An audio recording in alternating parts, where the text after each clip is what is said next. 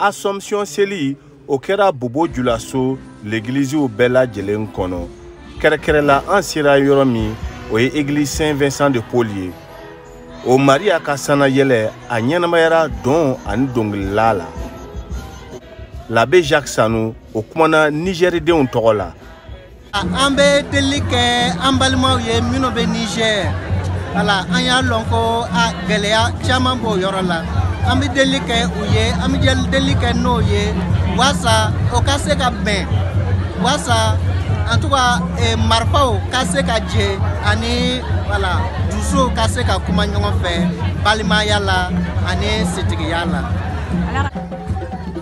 Diɲɛ bɛɛ ɲa galen don Burkina ta man dɔgɔ o kama lo bɛɛ lajɛlen ye Ala dari a kana ni lafiya ye I n'a fɔ Christophe Dabire. Dilomba na an bɛ ka masa Ala fo ka a deli an ba Maria fɛ a ka an ta deli sama walasa an ta jamana ka se ka hɛrɛ sɔrɔ hɛrɛ ka sigi ka na an ta gansow la an dusuw la ani jamana kuntigiw bɛɛ kan voilà. Basigi ale ni kɛnɛya k'a di bɛɛ ma o fana le kɛra Clarisse Milogo ka Aladari ye bi Lombara.